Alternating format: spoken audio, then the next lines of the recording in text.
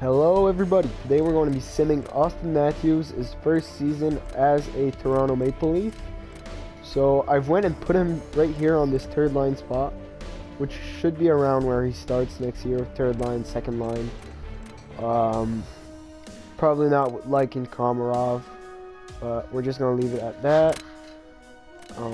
This is Toronto is mediocre defense, to be polite.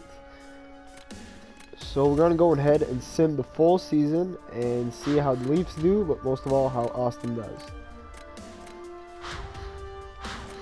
Now keep in mind that his overall will definitely be higher than 77 next year, maybe somewhere like 80, 81. They're not going to put it somewhere like 85, but he should be in the 80s and playable through his first year. His puck skills are already pretty high, 4.5 stars. His shooting is 4 stars. His defense is what is bringing him down at 2 stars if you look on the ratings. Now keep in mind this is a NHL simulation.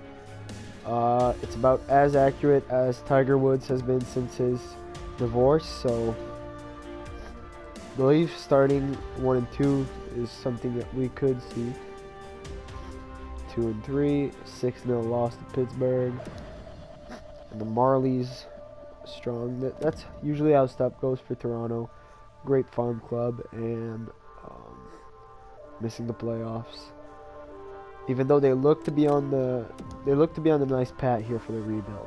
I think they're doing it right this time and not trying to rush into things like they did with the Kessel trade, which clearly had a big impact on them. There was multiple assets involved in that trade, but if you just look at Tyler Seguin, who was one of the picks that the Leafs gave up for Kessel, because they did give up more than one, he is already definitely a better player than Phil Kessel ever was with the Toronto Maple Leafs. So the Leafs are 5, 6, and 3 here to start off November. That's a pretty good start. Well, 5, 8, and 3. Honestly, that's somewhere in the waters of what we will expect from the Toronto Maple Leafs next year. They're clearly not expected to make the playoffs, but should have some nice young players coming in. We saw a lot of good from Nylander late this season. Zach Hyman was pretty interesting to watch also. We should see some good from Auston Matthews.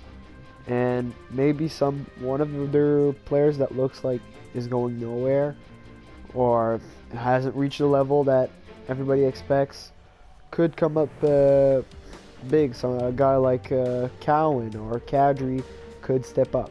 He will have every chance that he can to step up for this team.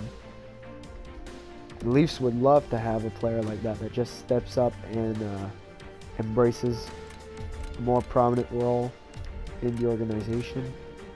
Okay, we're going to go and add Auston right back because we just did best lines.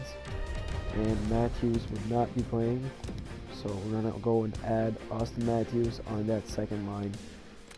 Not really a huge fan of Ben Smith. Okay, now this looks good. Auston has now progressed 3 overalls. He was a 77, he's now an 80. So, and this is still early on in the season. Got about 30 games played here, or a little less. So, definitely the Leafs do hope that he comes in and makes an immediate impact. Somewhere around 30 to 50 points would be at least what you're expecting out of him. Anywhere above that would be just great for the Leafs to have. They're really hoping that this player can be the franchise guy for them and lead their organization to many Stanley Cups. They definitely have some other good prospects. Freddie Gauthier, Kasperi Kapanen, which they acquired in the Kessel trade. Tobias Lindberg, which they got in the trade for Dion Phaneuf. They also drafted guys like William Nylander, Mitch Marner, a lot of guys that are hopeful to come up and help this team. The one area where I don't see they don't really have a guy for the future. I know Sparks had some good moments this year, but in front of the net, they just traded James Reimer, who was arguably a starter. Johnny Bernier looks to have lost it completely this season. Sparks could be a good guy in a few years, but the odds of him reaching his full potential are still pretty low. I don't know if they've got a plan for that position. Also on D, they don't seem to have a ton of prospects. I know guys like Gardner are doing well, but they don't seem to have anybody near becoming first plan defenseman. Somebody like Drew Doughty or Ryan McDonough, Eric Carlson. I think to win a cup, you do need one of these guys.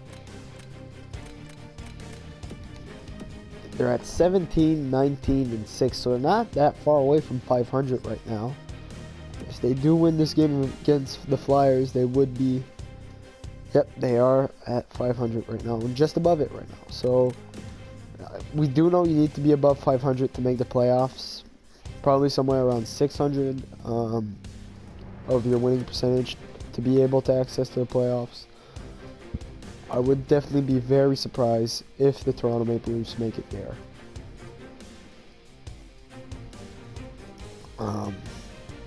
We could call them Leicester City if they do qualify for the playoffs next year. Or actually, yeah, more something like win the Stanley Cup, because their odds will not be anywhere near 5,000 to 1 to make the playoffs.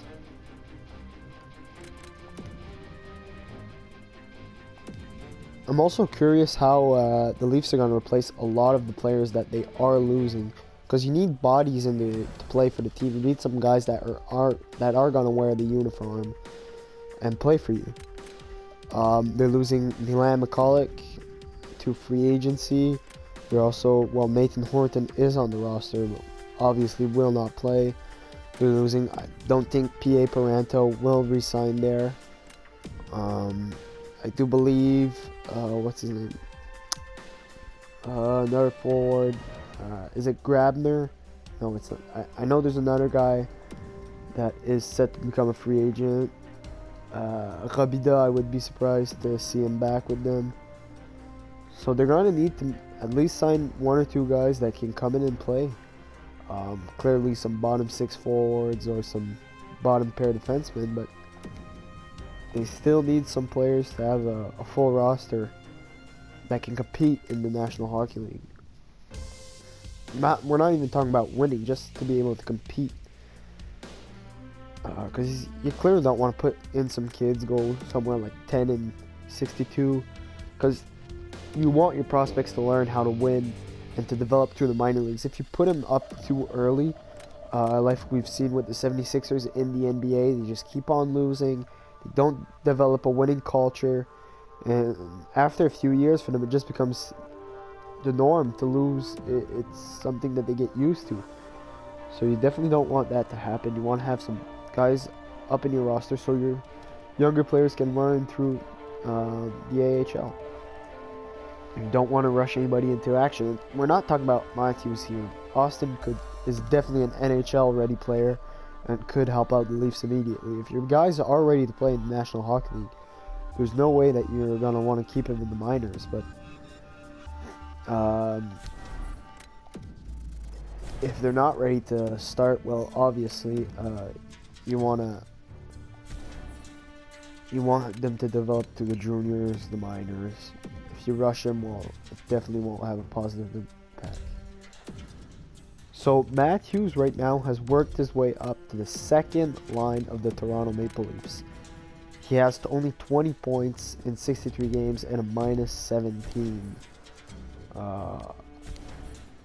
Those stats aren't great for gaining. I believe he's gained 6th in his total overall right now. Yeah, he has. He was a 77 and is now an 83.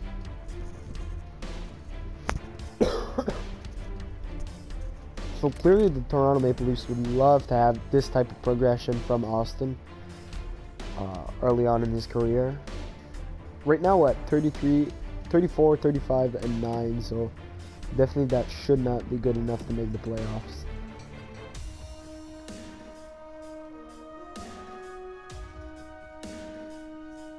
Wow, they're going to end this with a 5-win streak? No, that's pretty impressive.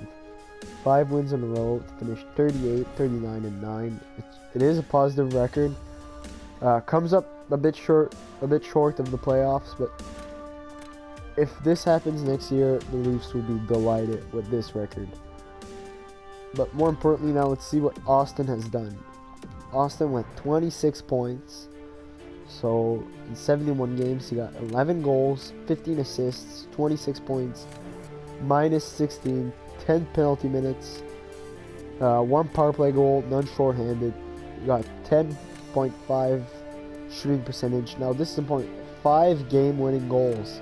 That's really clutch. So those aren't too bad stats.